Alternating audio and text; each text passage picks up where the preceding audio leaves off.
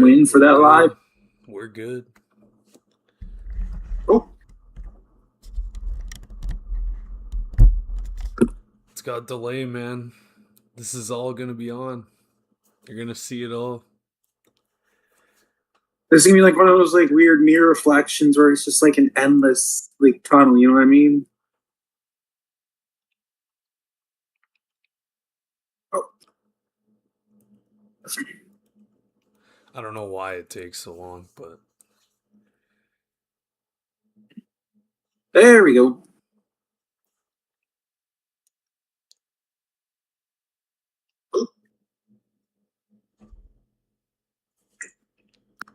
it's got delay, man. This is all gonna be on. You're gonna see it all. This is gonna be like one of those like weird mirror reflections. We sound good. We sound good. I was just worried about myself. Anything. All right, guys, welcome to Canada Gridiron coverage of Week 6, if I'm counting right, which I might not be. I'm a Rider fan, but welcome back. We will be recapping what happened in Week 5, and I really think Kyle doesn't want to do that, but we got to do it anyways. And we will be talking about some news. There's been some big news, and we'll be previewing the games this week. So why don't we just rip the Band-Aid off, Kyle? Toronto went to Calgary, and they lost by 22 points despite putting up 36 of their own. Vernon Adams had a historic performance, 405 yards. I didn't even know he could throw that much. 6 touchdowns in the air, as well as a 22-yarder on the ground.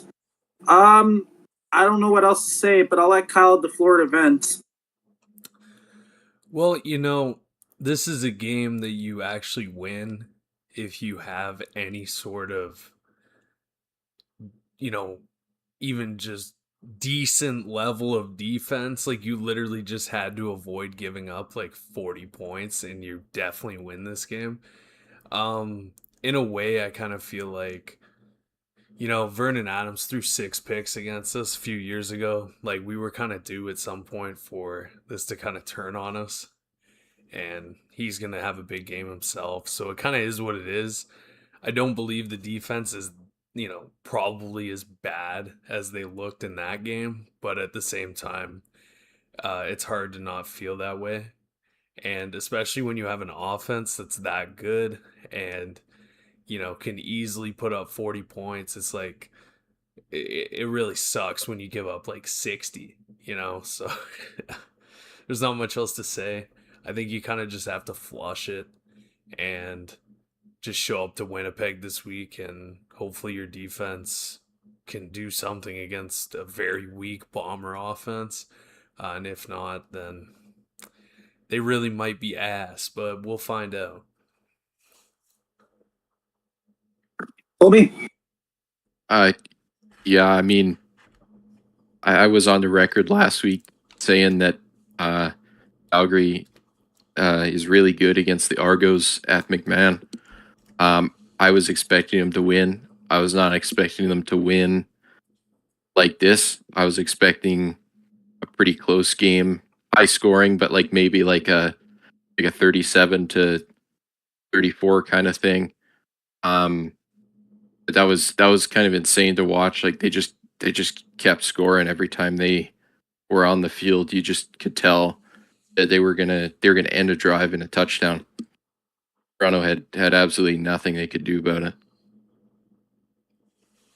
Yeah, absolutely. And give me a minute. Give me a minute.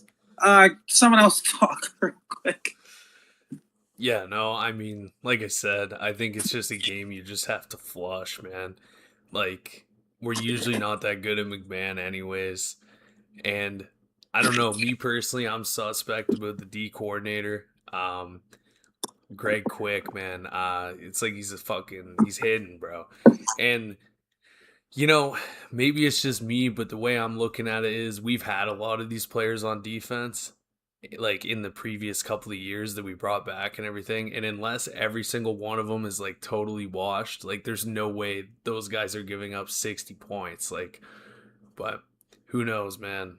I'm not really happy with the D coordinator overall, but who knows? We'll have to see where it goes. Because if you're going to put up 40 a game, but you're going to give up 45, it's like that D coordinator's out of there pretty quick, I feel. But Yeah, you definitely got to look at how suspect the defense might be because uh, even the week before you gave up 34 to Saskatchewan, and luckily that was not enough to kill you. The week before was against Ottawa, right? And you even against Ottawa, you put up you allowed 28. it's like 24. Okay, I can't count. And then the week before was Montreal. You let up 38. That's a lot of points you're giving up. Now, granted, everyone's been giving up a lot of points this year, but if we're looking at November, do we really think that allowing 30 to 40 points a game is going to put you in a Grey Cup? It might get you a win or even to the Grey Cup. Do you think it's going to get you the Grey Cup? No. And Chad Kelly, I do want to bring up his season stats real quick because they're quite interesting. You got 1,484 passing yards, which over the course of 4 games, that's really good. 12 touchdowns, again, over the course of 4 games, you're averaging 3 a game. That's really good, too. Having 21 points just from the air, while the ground can add more to that total, really good. But here's where it gets kind of puzzling. 8 interceptions, that's 2 a game. The defense is not doing Toronto any favors, but throwing 8 interceptions isn't doing the defense any favors either. So what do you think is going on with Chad Kelly, Kyle? Well, it's just, I was even having a discussion with people about this on Twitter today, and it was just like the guy just thinks he can make any throw because sometimes he really can. And it's like, he sees it and he just goes for it. And that's what makes him so great. But at the same time, we have seen him play that well and still not have an egregious turnover count. He's averaging 2 a game at this point. Which even as a big fan of him, you got to call him out, man. You can't give away the football twice a game, and just bad, they're just bad throws, some of them too. So I do think he'll probably work off the rust a little more.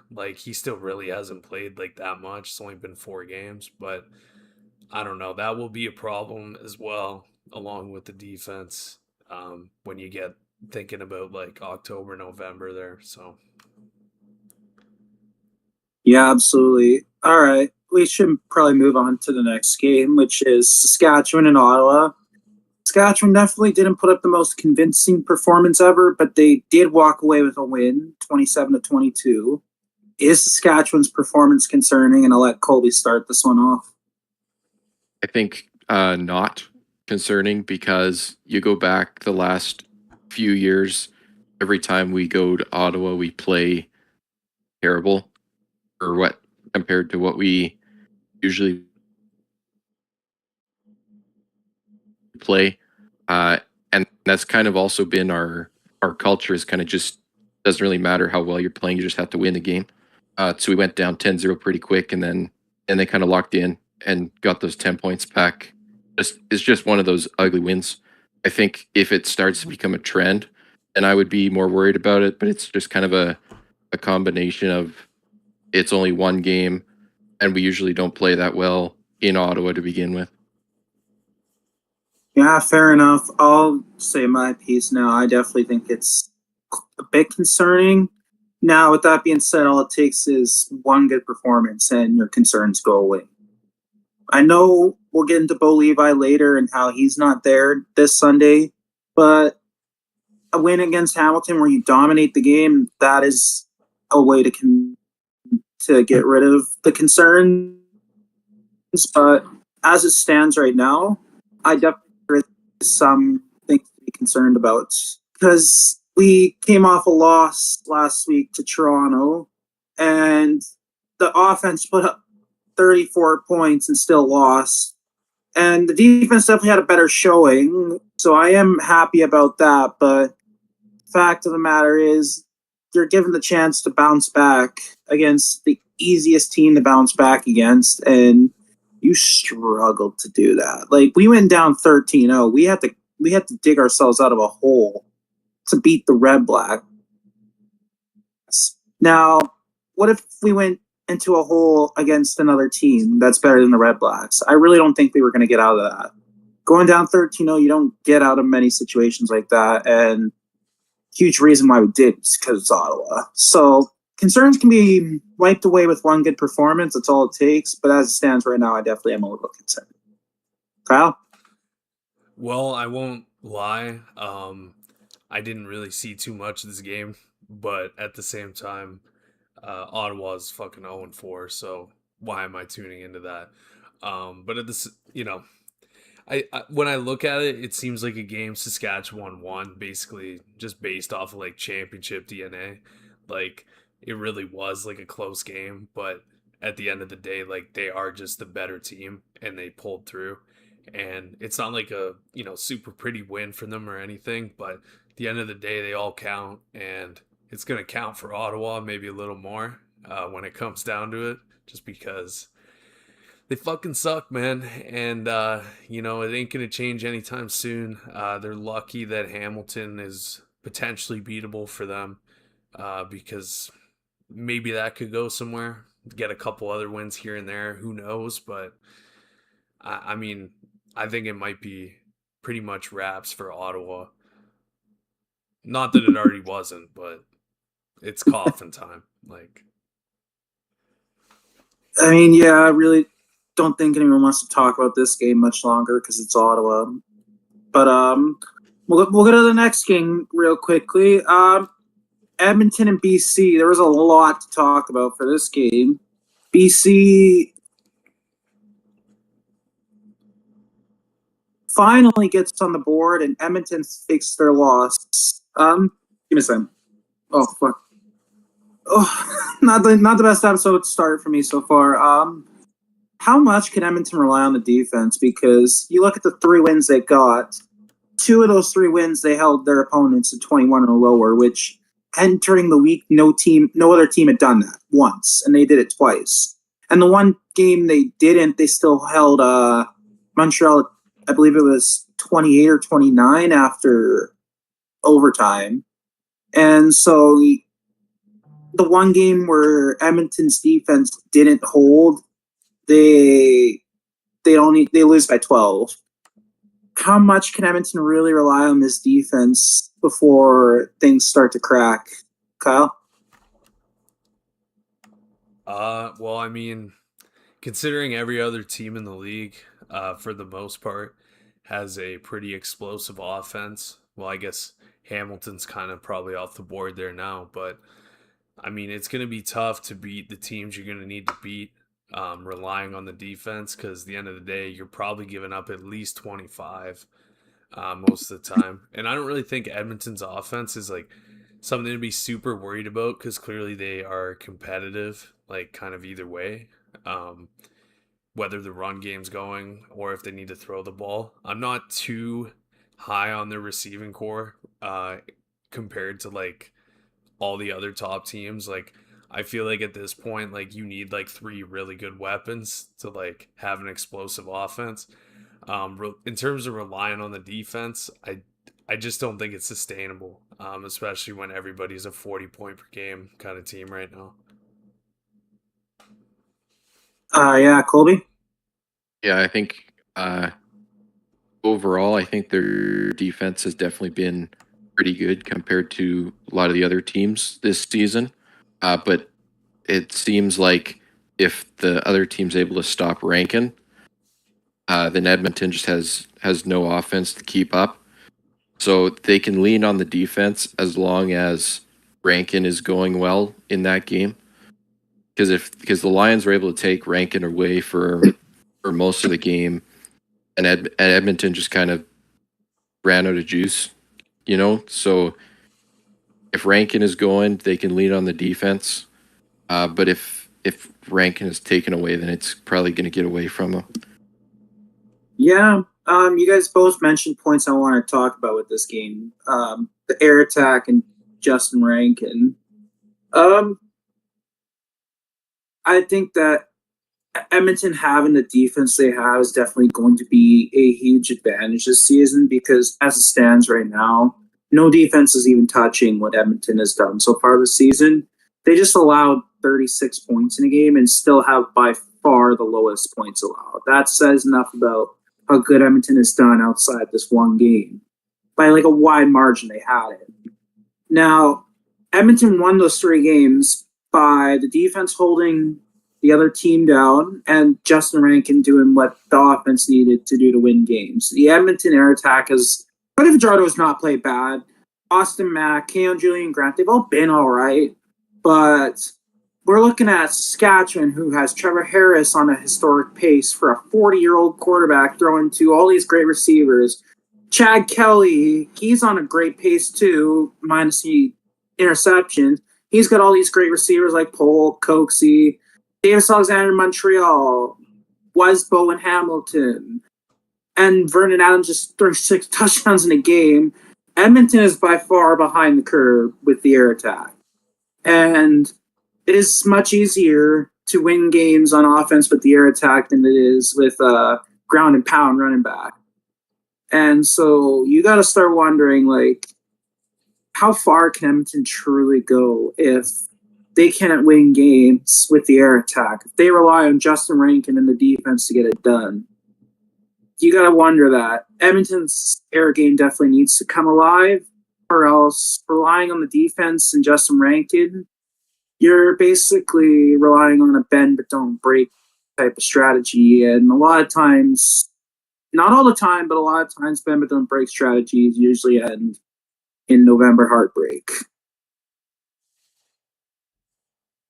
Do you guys have anything to say? Well, I mean, I do think like it's one of those things we'll just kind of have to wait and see, because I mean, they do have, you know, in a typical season, like they do probably have like a good enough offense to believe in them, but it's only because everybody's given up 40. And I mean, that's kind of my take on it. We'll just kind of have to wait and see in that regard. Yeah, absolutely. Now, is BC back in the race for the West? I wouldn't necessarily say so. I still feel like they're a flawed team, and they were kind of just due to win a game because they have a good offense for the most part. But yeah, it will be tough to see. Are they on a bye this week? Or yeah, okay.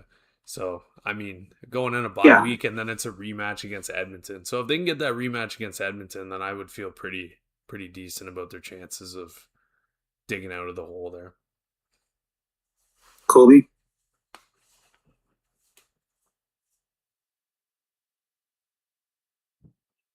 Colby?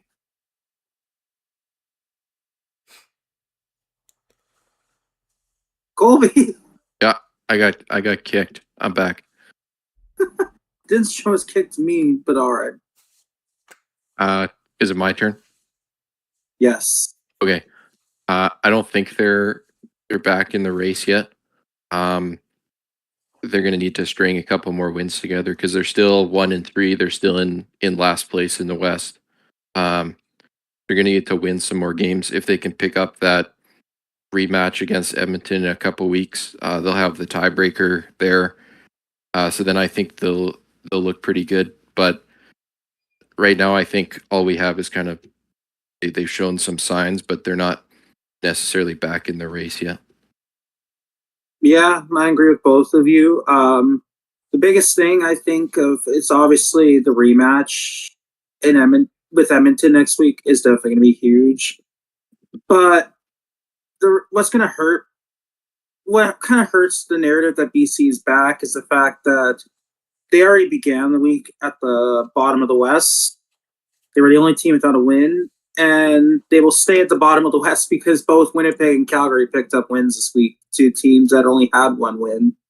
I think BC just had like a favorable matchup here. Edmonton relied on the run game on offense, and BC's flaw in defense has definitely been secondary. So they really zoned in on shutting down Justin Rankin because they knew that their issue is something that Edmonton hasn't proved they can necessarily expose yet.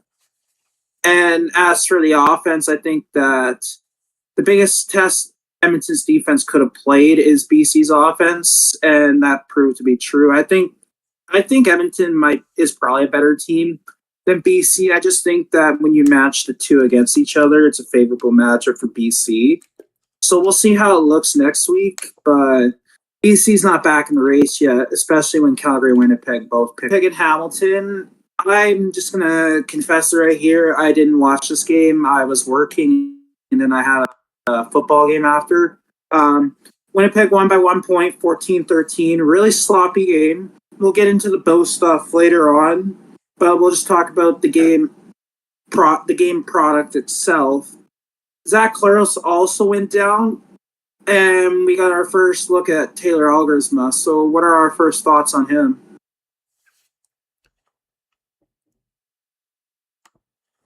Kyle? Well, I mean, I gotta say, considering the passes they let him throw, he clearly isn't ready to do really anything serious.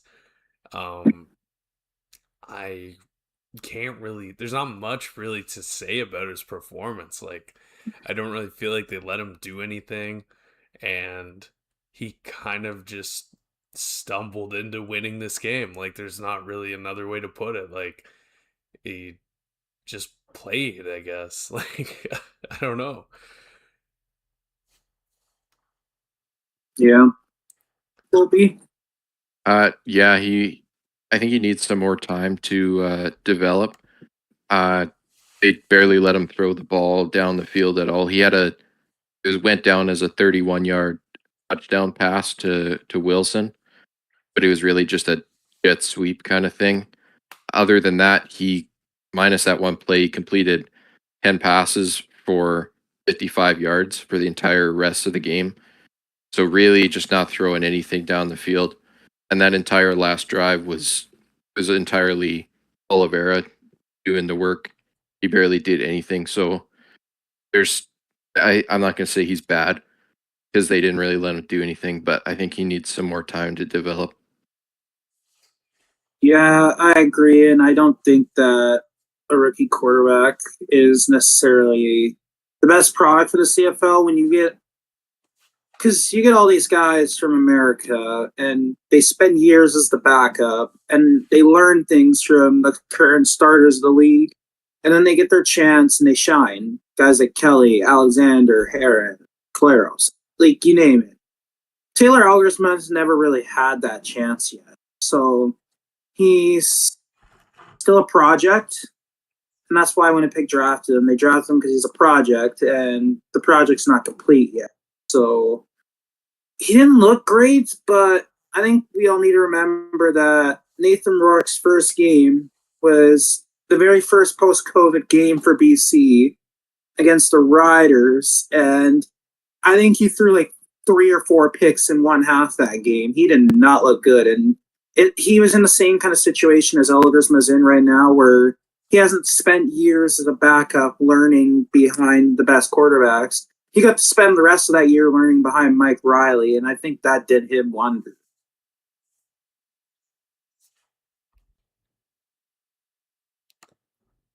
I mean, Now we'll get into the news part. Or did you have something to say? no. Go ahead. The biggest news of the week, biggest unemployed loser, Jared Daggy, gets a job in Hamilton.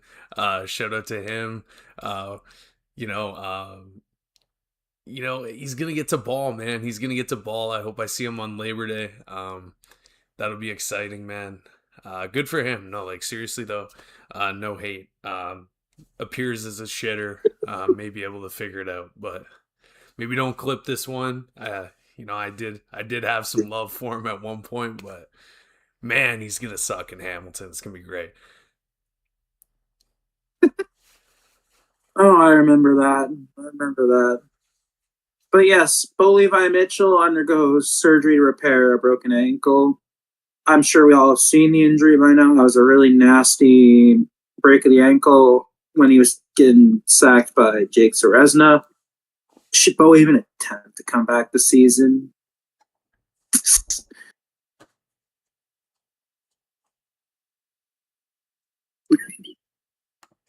What I gotta say about that is, hell of a player, legend in the league.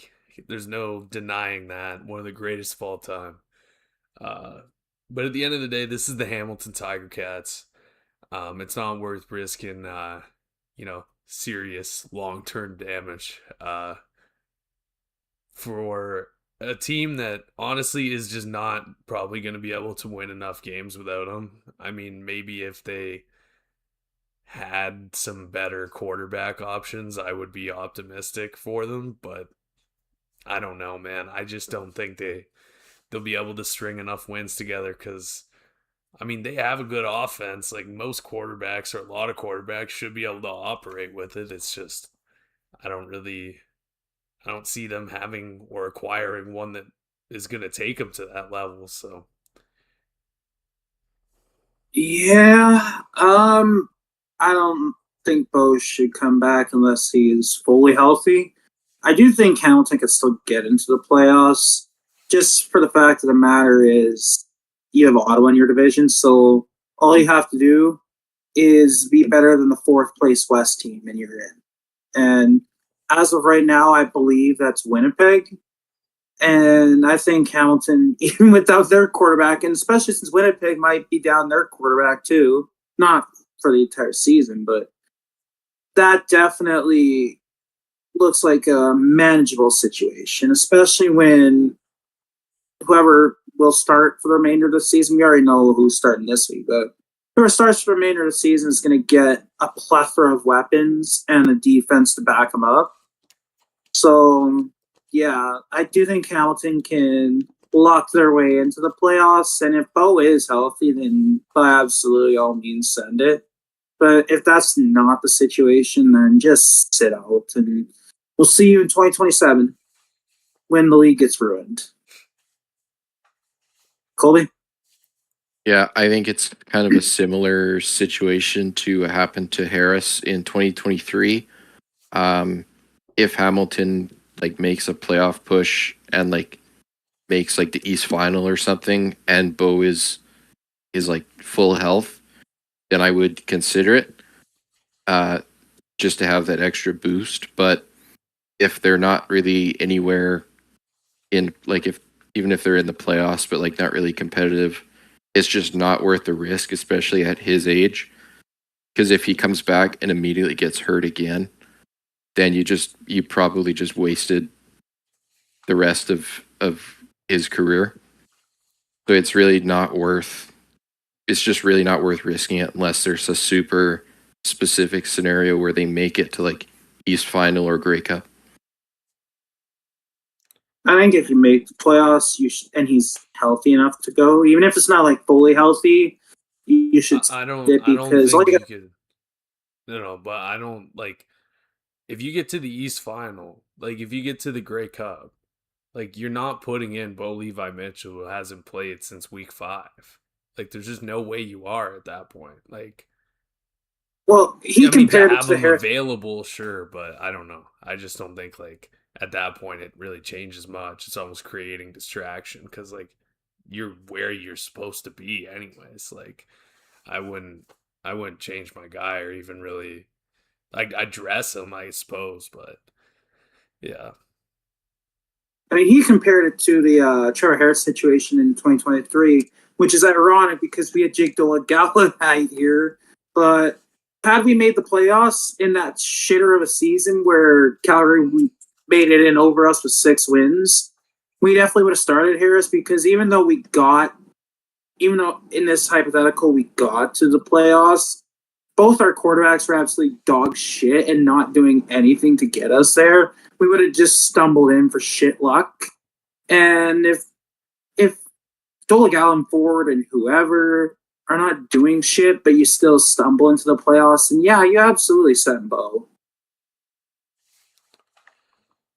I was more meaning a Grey Cup kind of specific scenario where it's if Trey Ford gets you all the way there, it's kind of or I guess Dolegala, then it's I can't pull the plug at that point.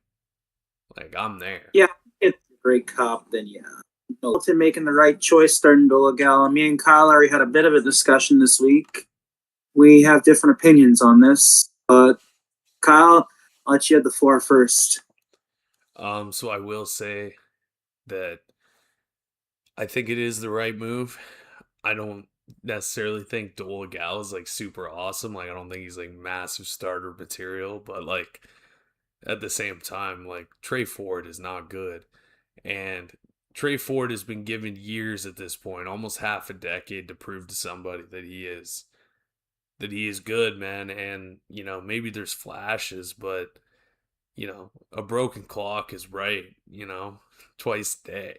It's like I don't know. Like there's just I find he just runs around, man, and it's like he's auto scrambling before anything even happens. It's like he just creates the chaos himself, and he's like just gasses out the O line and breaks the play.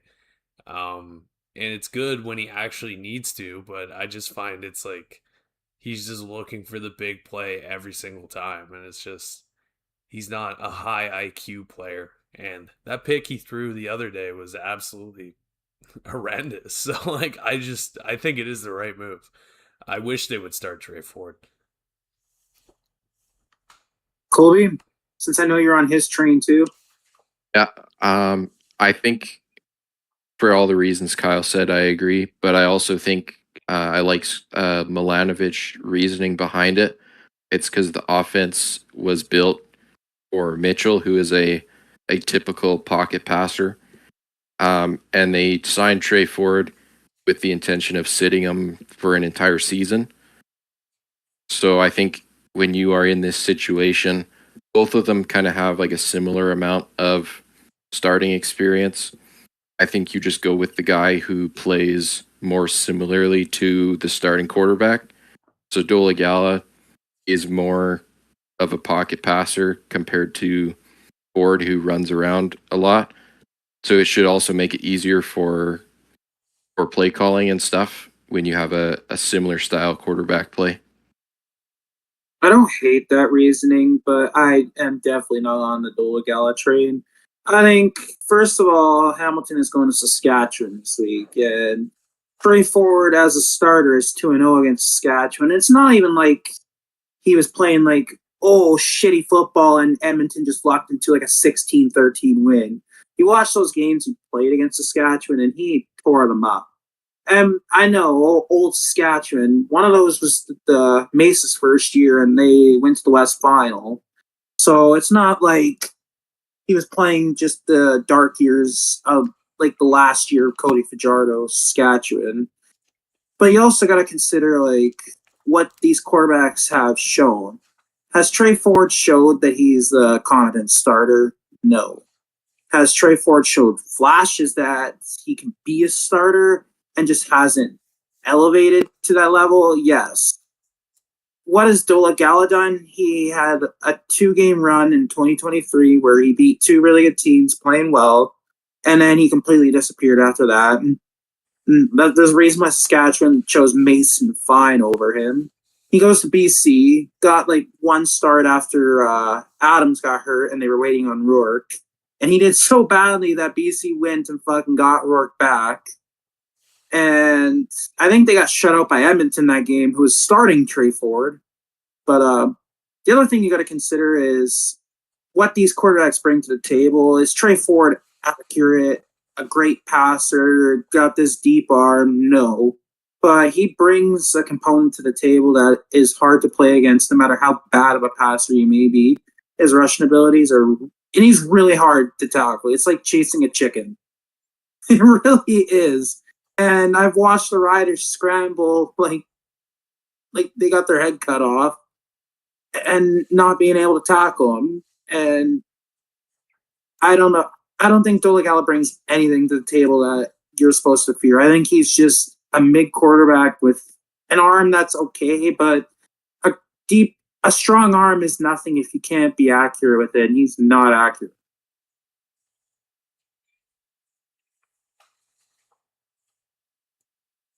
That's my take.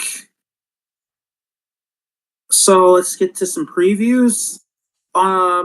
First game of the week is Ottawa and Edmonton, and if Adam was here, he'd say you. But does Ottawa have a chance to win this game, Kyle? Well, honestly, I mean, depends on the kind of run defense they can play.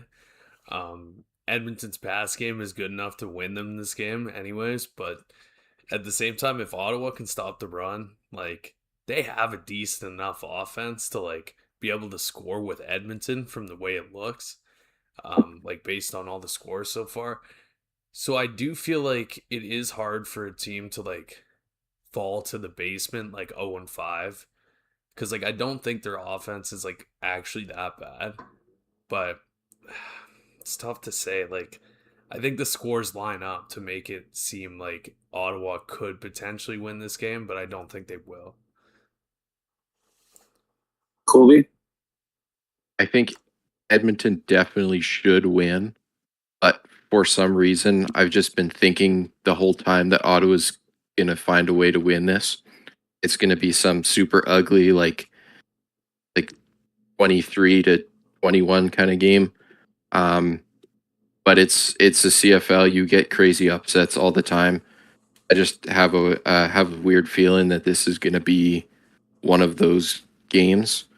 Edmonton should win, but I think Ottawa is going to finally figure it out enough to win one game, and then they'll probably lose their next 4. I don't think Ottawa's got a chance. And I know it's CFL, anything can happen, but Justin Rang's already torn this team up one time. I don't have any reason to believe he won't do it again. Ottawa's looked better in their last couple starts, but they haven't really had a chance to. I guess they had a 13-0 lead on us. That was their first lead of the season, and it was gone by halftime, basically. I don't believe Ottawa has a chance because Edmonton has probably the best defense in the league, and Ottawa's by far the worst offense. That's not a matchup made for an upset. And as long as Edmonton's offense doesn't put up an absolute stinker, which I believe they won't, I don't see a path to where Ottawa wins this game. Now let's get into Toronto and Winnipeg, and we'll let Kyle talk about his team real quickly. Let me restart. I fucked up what I was trying to say. Toronto is going to Winnipeg. This is one of their home games. But before we let Kyle talk about his team, I have a question for all of us. Do they start Zach Collaros, who's questionable because he got injured last week? Do they start Drew Brown, who they just acquired from Ottawa? Or do they let Taylor Algazma get his first start in the CFL? Kyle? I mean, if they were smart, they're gonna need to score some points in this game. So if you're not gonna play if you're not gonna play Collaros, then I don't really think you can play Algersma because you clearly don't trust him enough to, do the things that you'll need to do, like throw the ball around to win this game. And I mean, if Toronto's secondary really is that bad, then maybe this is the game to kind of get him in because you may be able to build some real confidence there. If Collaros isn't good to go, I would go with Drew Brown. Drew Brown's given the Argos some problems over the last few years, and I really do think that would be the move, and he could probably expose the secondary. But if Collaros is healthy, Collaros will play. So it's tough to say. Colby? I should just point out that the Bombers only got one practice this week, and Collaros did not practice. So even though they list him as questionable, I think he's probably going to sit out. And especially at his age and with his injury issues, it's the smartest move, I think, to sit him just for this one game. I think Brown gives him the best chance to win. He's played with these receivers before. He has played with the Bombers before. He has a lot more CFL experience passing the ball downfield and stuff compared to Algersma. So I think you start Brown, and I think they just don't even bother dressing Collaros just because there's too much risk with his injuries. I also just really want to see Brown get a start this season. because they did him so dirty in Ottawa. I want to see him start. I definitely think you made a good point, bringing up that there was only one full practice for Winnipeg this week, and why that shouldn't be a reason you start Caleros. But I think the counterpoint to that, and I'm not saying start Algersma. I don't. That's not my take. I'm on the Brown train, and I'll get to that. But I think a point to make with that too is if Brown wasn't ready on Sunday, is he really gonna be ready after only having one extra full practice since last week? Like, what's one full practice going to do for him to make him ready for this week that he wasn't ready for last week? But I am on the Drew Brown train. I definitely think that he is a top 9 quarterback in the CFL. I do think he's the number 9 at that, but I don't think there is 9 quarterbacks better than him. Jake Mayer is absolutely not better than him. Nick Arbuckle, if you want to debate that, you can go ahead. Jake Mayer is absolutely not better than him. But Drew Brown, he has shown that he's a competent starter. The only issue I've ever had with his game is whether or not he can stay healthy. And for one game, that really shouldn't be an issue. But yeah, Drew Brown is the guy to go with. And another thing I just want to point out to Coley, he has played with Winnipeg, but he hasn't played there since 2023, and the team has definitely changed drastically since then, especially with the weapons. You don't got Kenny Lawler anymore. You don't got Dalton Schoen anymore. You really have who was on? I can't remember entirely who was on that 2023 team, but I think the only guy that really comes to mind that he's played with is Dembski. So you might want to look at him having a big game, even though I hate his guts.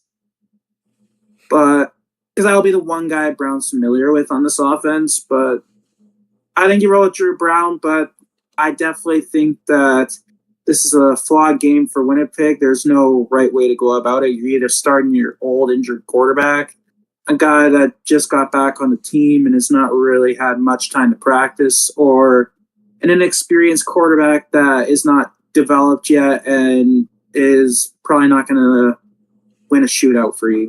I think there's no right way for Winnipeg to go about this. Yeah, well, honestly, I got to say, like, I really do expect the Argos to win this game. And although it's like a road game in Winnipeg, and even last year when we played Strevler, we just somehow lost that game. And that was like the Trey Vavel game. But it's just, so that kind of creeps into your head a bit. But at the same time, I feel like we should be able to get this done. I mean, we'll see how Winnipeg's defense is. Toronto's been pretty banged up on the O-line as well recently, so we'll see how that D-line factors in. And, I mean, we'll see. I'm not too worried about Winnipeg's passing attack, even though our secondary might be weak. So I do expect us to win this game. And then we play Hamilton after that, so if we can just get those 2 wins right there, I got to feel pretty good about this whole road trip if we're going to go back over 500. So plus Hamilton just got nursed, so really Ottawa's dead in the water and Hamilton just got shot in the chest. You're really only fighting with Montreal at this point. Yeah, so I mean, they would be the only team that I'd have any concern about, honestly, at this point. Like, I mean, Hamilton really could figure it out. Like, they probably do have the pieces, and they're literally just the quarterback away. So if they do figure that out, maybe they trade for Macbeth. But either way, they need to figure something out there. I've seen their fans begging for Mazzoli, so I'd rather have Macbeth for sure. But I would. Holy, I don't know. I mean, that's just a nostalgia thing, but yeah, no, I mean, but come on. There's definitely better options than Macbeth. Yeah, I mean, I guess we'll see. I mean, they can cough up like 10 first for Nick Arbuckle or something like that, but have fun negotiating that. Let's go to Calgary and Montreal. I really don't think there's much to talk about with this game because other than it being the Philpott Bowl, like this is just one of those games that's probably going to be interesting, but it's not like a storyline riddled game, other than what I just mentioned. But what does a win for Calgary do in the race for the West? I So, mean, it really brings their head above water at that point. Like, I'd have to take them pretty seriously, especially beating the two best East teams, back to back weeks. So we'll see how it goes. I don't think Montreal's defense is very good either. They don't. They look like pretty big pretenders as well. So we'll see. The game's in Montreal, right? yeah. Yeah. Okay. So I mean, I gotta take Montreal. They'll probably get it done somehow, but I do think it'll be like a close kind of like shootout game, like the game was with Toronto. Other than there'll actually be some stops, so it'll probably be like, you know, 35-30 or something like that. But it'll be a fun game. But like you said, there's just no like juice behind it. There's no real stakes or storyline to care about. So Yeah. Colby? Yeah, to be a big statement win if they can go into Montreal and beat the Alouettes with Alexander. And especially, I think it would separate them from BC Winnipeg in the bottom of the West, because I do think Winnipeg's going to lose this week. BC's on a bye, and they already beat BC once this season, so gets them above 500 and a little bit closer to Edmonton and Saskatchewan. And then it would just be huge statement win. I think if they can win this game, a lot of people are going to start taking them seriously. Yeah, I think a win definitely gives them life because all you got to do is get a top third seed, and you're in the. That's just the way the West has worked. No one's scared of an East crossover, especially with Ottawa.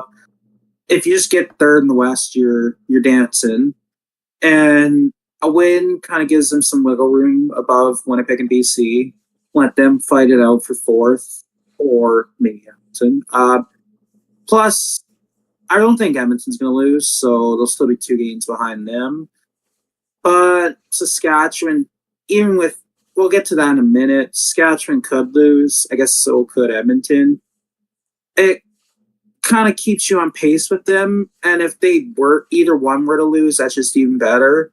Plus, you also got to think about the fact that combining Edmonton and Saskatchewan, they've only played 1 game against those 2 teams. They did lose that, but there's still a lot of chances for them to get wins and get tiebreakers against those 2 teams. A win keeps them on pace, and it gives them the ability to strike at them when the time does come. I don't know. I don't really think there's much else to talk about this game. So we got one last game to talk about, and we kind of lost Kyle. hold on, man. It's He doesn't want it's to talk hot. about It's hot Hamilton. as shit in this garage. I think he wants to bugs talk flying about Hamilton a around me. lot. You're muted, Kyle. Well, fuck, man. It's hot as shit in this garage. Need another water. I got bugs just like swarming me in here. I'm ready to get this juice into me, man. And talk about how shit stomped Hamilton's about to get in this game. I have zero faith in Hamilton. This is gonna be a great weekend for Rider fans, especially because the Argos are gonna beat the Bombers on Friday, and then they're gonna get to roll into a Sunday, nice calm Sunday, nice Lord's Day, where Hamilton gets their ass whooped in Regina. So that'll be fun. I don't really have too much of a take. Like, I guess it would just be like we'll have to see how the QB situation plays out with Hamilton. But other than that, like, seems like a pretty easy win for the Riders. I don't know. I talked a little bit about it, but are you delayed?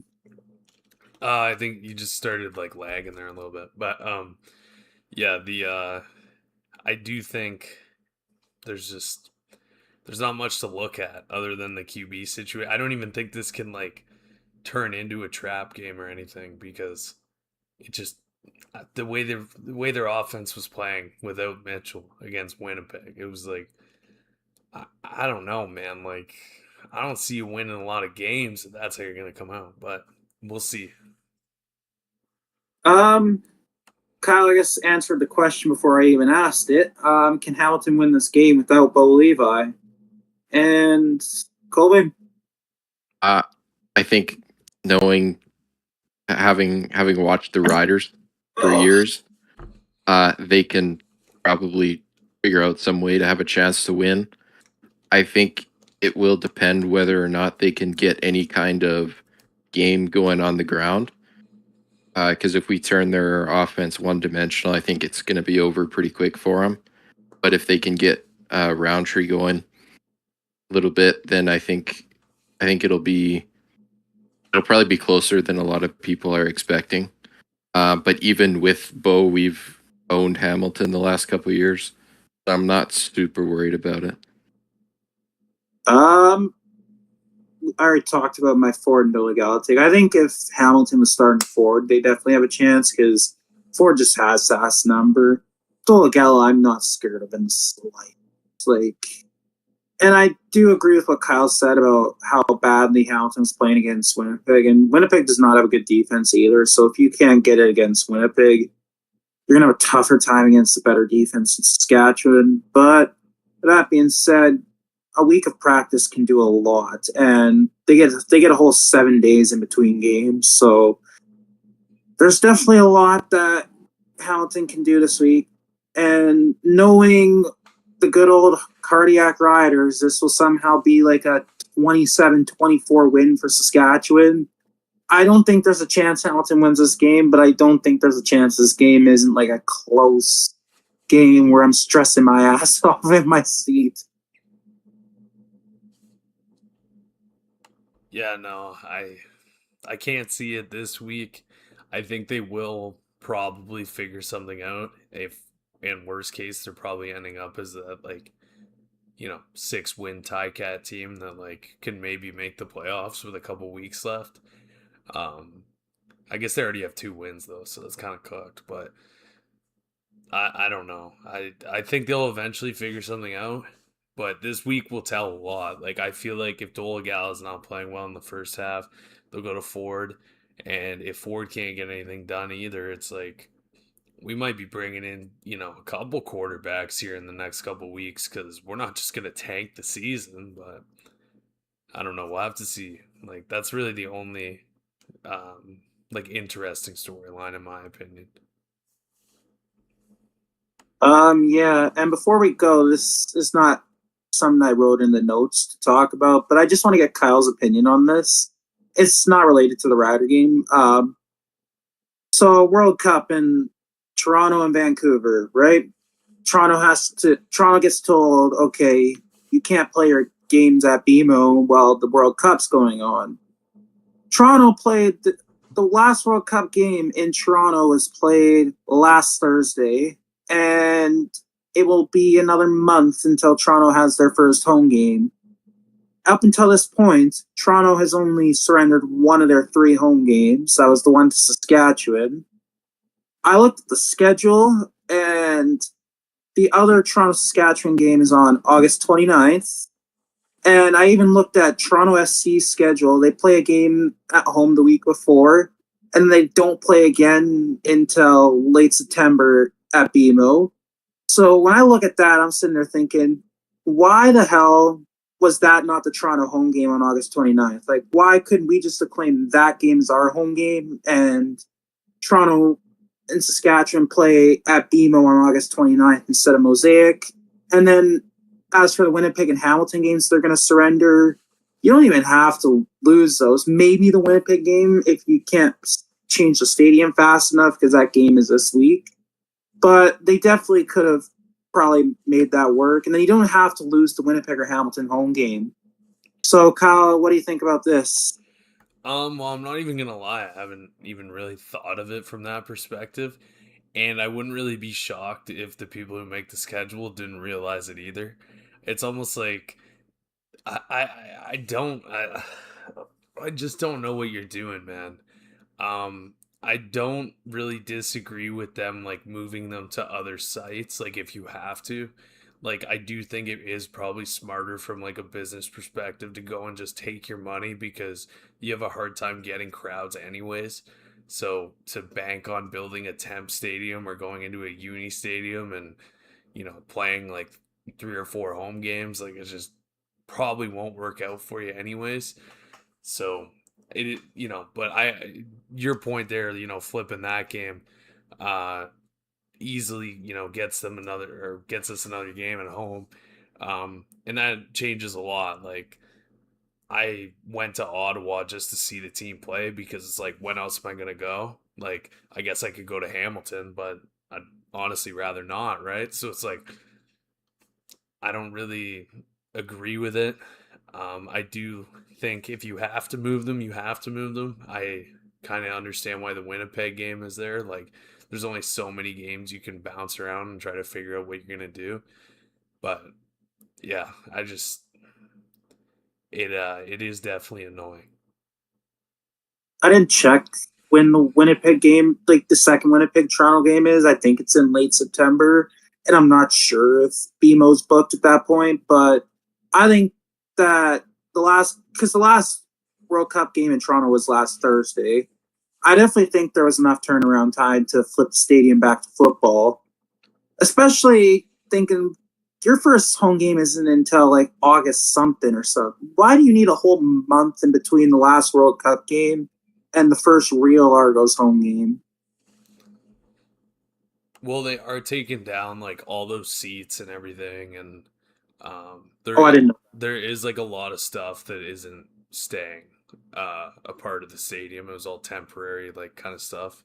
Like there is like video boards and like a couple like suites and stuff that are there, but it's like for the most part the how big the stadium looked, like it's not gonna look like that again. Like it's just it was all put there for that. So I mean, I understand it from that point of view, but at the same time, like you're saying, like the Winnipeg Toronto game, the Winnipeg or Toronto Saskatchewan game, like if they play there later in the season, like what was the issue with just having those games there, as a road game to start with? It's like I don't know, but Yeah. Anyways, I think that unless Colby has something to say. I guess that concludes this episode of Canada Gridiron. Thank you guys all for tuning in, and we'll see you next week.